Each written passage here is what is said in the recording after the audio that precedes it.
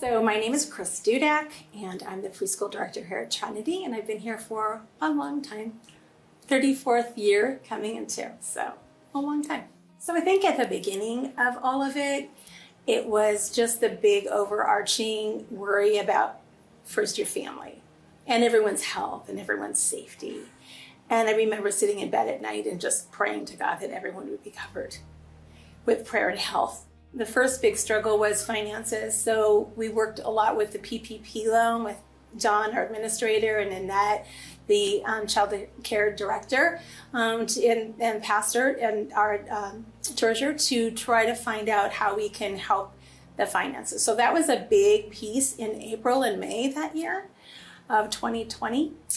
So I remember talking to Nanette early on and thinking that one day at a time kind of thing, that God will take care of those answers and those questions. And that is exactly what I've leaned into. I have leaned into God more on a daily basis than ever before in my whole life. But also I surrounded myself with other directors that were doing the same thing that I was doing. And we very quickly made a directors group that we met weekly on Zoom. And that's where we were all struggling with the daily and weekly changes and all thinking creatively in our own situations, but we would share that with one another. That actually has been a gem that we have discovered, that leaning into one another has strengthened all of our schools. And then also just our staff, and leaning into the strength from each other that we could build each other up. Leaning into the faith that it will be okay, and when the answer needs to come, that it will. And it has. We have really learned a lot through this time, that Sunday worship is not the only thing that we do, that it's all the gathering. It's the children and the chapel visits that we are able to have, and our church is bigger than just Sunday.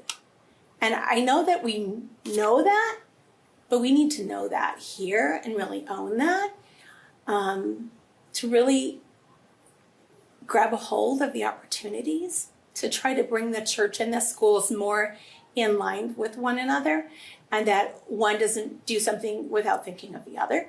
I think that's the biggest thing, because sometimes when we fall back onto the way that we used to do things, we found that we have lost the opportunity to do something new in a new way. And so I think that having people that are highly aware of that and building a system and a process that helps us always go back to that drawing board and be more synergizing. I call it synergy, because I think the strength, you in your own mind can think something in your own mind, but when you get together with 2 or 3 other people and you share what you're thinking, and then we share what they're thinking, and all this synergy starts happening, and the answer comes up out of everyone's ideas and creativity. So it's not just silos anymore.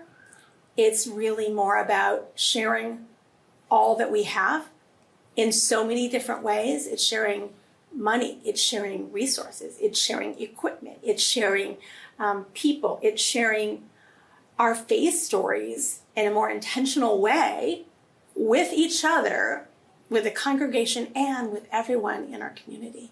And that's something that the schools are able to do in a big way every year with different people all the time. I think we're called to be faithful to God and to be helping other people with their faith journeys wherever they may be in that, and to not judge them. I try to think of that on a daily basis, to try to reach out to parents when I see them grieving with divorce, with loss in their family, with all the things that come as a new parent. The most encouragement I can say is that God never leaves us. God is right here beside us, and God is guiding us. God's not finished with us yet. We've got rough edges. I have rough edges. But God is polishing every day and every opportunity.